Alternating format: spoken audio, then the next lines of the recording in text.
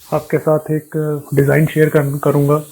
जैसे कि मेरा काम प्री प्रेस यूनिट का है। जैसे प्री प्रेस यूनिट हम उसको बोलते हैं जो जैसे डिज़ाइन बन गया और डिज़ाइन बनने के बाद हम उसको आगे प्रिंटिंग के लिए भेजते हैं, तो वो उससे पहले का जो प्रोसेस सारा होता है वो प्री प्रेस कहलाता है। जैसे हमारा ये डिज़ाइनिंग का काम भी प्री प्रेस में ही आ जाता है।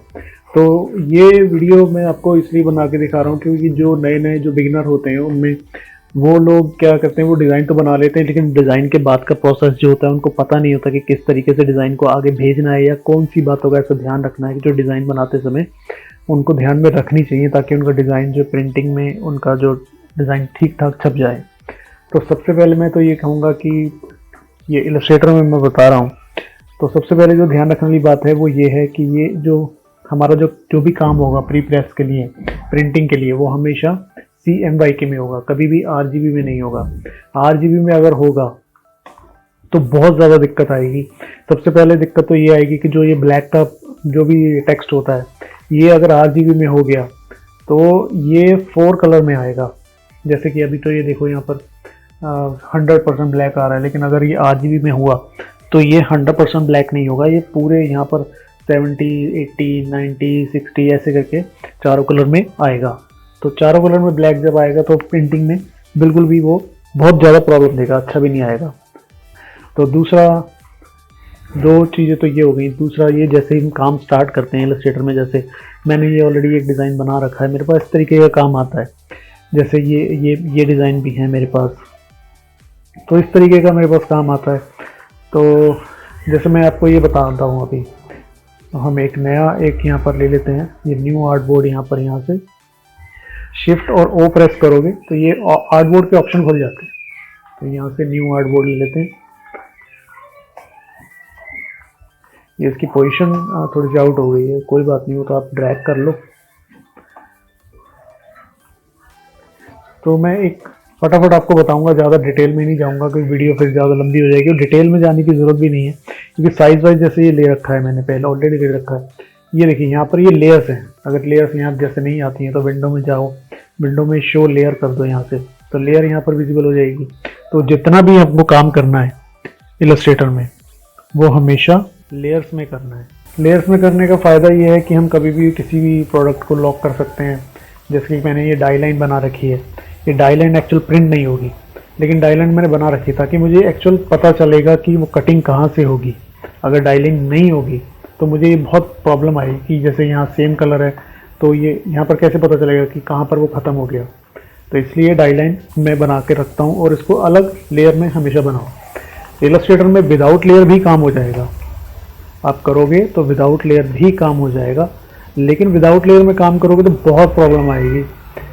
अभी नहीं शो हो सकता, शुरू में आपको ना आए, लेकिन आगे चल के बहुत दिक्कत आएगी। कोई कॉम्प्लेक्स फाइल आ गई, कोई कॉम्प्लेक्स ऑब्जेक्ट आ गया तो उसमें बहुत ज़्यादा प्रॉब्लम आएगी, कैसे उसको सिलेक्ट करना है। तो अगर लेयर होती है तो उसमें क्या है कि अपना उसको कोई पर्टिकुलर प्रोडक्ट जो है उसको लॉक कर दो, हाइड कर दो, अनहाइड कर दो, तो बड़ी सुविधा हो जाती है। तो जैसे मैं आपको ये बताता हूँ, जैसे मैंने ये डिज़ाइन कैसे बनाया। जैसे मैंने ये ऐसे ही एग्जांपल के लिए साइज़ ले लिया। अब डी प्रेस करेंगे तो ये डिफ़ॉल्ट मोड में चला जाएगा, ब्लैक एंड वाइट में, ठीक है। तो ये यहाँ पर हम एक न्यू लेयर ले लेंगे, वैसे मैंने बना रखी है लेकिन आप समझाने के लिए कह रहा हूँ। इसको हम नाम दे देंगे डाई लाइन, ठीक है। ये डाई लाइन के नाम से आ गया इसमें। ये यहाँ आ गया, ठीक है। बाकी की लेयर हम कर देते हैं लॉक। दूसरी चीज़, जैसे हमने ये लिया, फटाफट से हम इसको किसी भी बॉक्स की जैसे 4 होती हैं साइड्स, तो हम 4 ये ऐसे बना लेते हैं। ये उसका ऊपर का लॉक हो गया। ये मैं साइज़ ऐसे ही ले रहा हूँ, ऐसे मतलब नाप के नहीं ले रहा हूँ, नापूंगा तो फिर बहुत टाइम लग जाएगा, ठीक है। ये मैं डाई लाइन बना रहा हूँ। तो इस तरीके से ये इसका फ्लैप होता है, उसको हमने ये जो ऊपर के 2 कॉर्नर होते हैं गोल करने होते हैं। जैसे डायरेक्ट सिलेक्शन टूल प्रेस करो, ऊपर के 2 नोट सिलेक्ट करोगे ना, देखो ये ऐसे राउंड आ गया। राउंड में इसको ऐसे ड्रैग करोगे तो देखो सिर्फ पर्टिकुलर 2 कॉर्नर राउंड हो गए। तो इसको ऑल्ट प्रेस करके ड्रैग करोगे और ये कॉर्नर पे जैसे ही हम लेके जाते हैं ना, देखो ये हो जाता है ऐसे। रोटेट यहीं से कर सकते हैं हम, रोटेट यहाँ से भी कर सकते हैं, रोटेट यहाँ से भी कर सकते हैं। जैसे ये आगे देखो 0 कर दिया हमने, इसको 180 कर दिया, तो कहीं से भी कर लो जैसी सुविधा हो, कोई दिक्कत नहीं है उसमें। और ये इसकी साइड की पेस्टिंग होती है जिससे वो डब्बा आपस में चिपकता है। तो इसको थोड़ा सा नीचे कर देते हैं ऐसे, ठीक है। ये हमने एक डाई लाइन तैयार कर ली। अब जैसे हमारा डाई लाइन तो बन गया बड़ा और पीछे आर्टबोर्ड है छोटा, तो ये थोड़ा देखने में अजीब लगता है और आगे जाके प्रॉब्लम भी करेगा। इसको फिर ठीक करने का मतलब ये होता है तरीका, इसको सिलेक्ट करो अपना और ऑब्जेक्ट में जाओ, artboard, fit to selected art में जैसे ही क्लिक करोगे ये हो गया। ये अपना उसी आर्टबोर्ड का साइज जो है हमारे डिज़ाइन जितना हो गया। अब दूसरा काम ये करना है, जैसे ये हमने डाई लाइन बना ली, अब इस डाई लाइन की लेयर पर क्लिक करो, क्योंकि हम इसको प्रिंट नहीं करना चाहते, तो यहाँ से हम प्रिंट का क्लिक हटा देंगे। तो उससे क्या होगा, अगर हम इसको प्रिंट के लिए आगे भेजेंगे ना, तब भी ये आगे प्रिंट में नहीं जाएगा, क्योंकि हमें इसको प्रिंट में भेजना ही नहीं है। तो हमेशा सबसे पहले बनाकर इसको डाई के यहाँ से प्रिंट हटा देना चाहिए, ताकि गलती से ये कहीं आगे चला ना जाए और ये प्रिंट ना हो जाए तो सारा गड़बड़ हो जाएगा। अब हम इसको लॉक कर देंगे। लॉक करने के बाद एक और नई लेयर बना लेंगे और ये हमारी लेयर होगी वर्क लेयर। डाई लाइन में कभी भी फिल नहीं रखना है, इसको फिल नन कर दिया मैंने, ठीक है। तो अब ये बड़ा सिंपल सा प्रोसेस है, क्रिएटिविटी का कोई एंड नहीं है। अपने हिसाब से आप क्रिएटिव जो भी डिज़ाइन बना रहे हो, कैसा भी बना रहे हो, कोई दिक्कत नहीं है उसमें।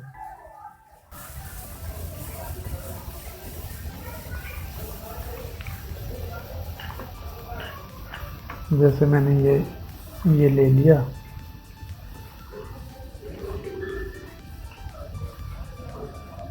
ये मैं उठा के यहाँ ले आया। तो मैं ऐसे ही बना के दिखा रहा हूँ फटाफट से आपको कि कैसे ये सारा प्रोसेस होता है।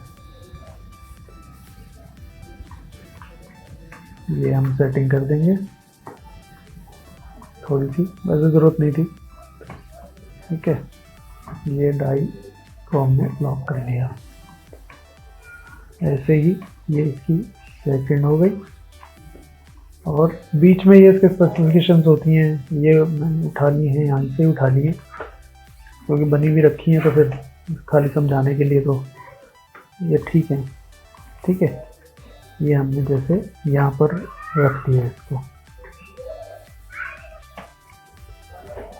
फोर्थ जो है, यहाँ पर इसके वॉटेज वगैरह लिखे होते हैं, सिंबल वगैरह लगे होते हैं अप साइड डाउन साइड के, तो ये मैंने यहाँ रख दिया,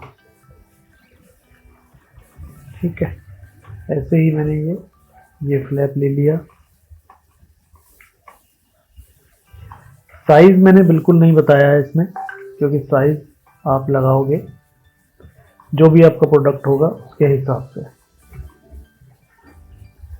ठीक है।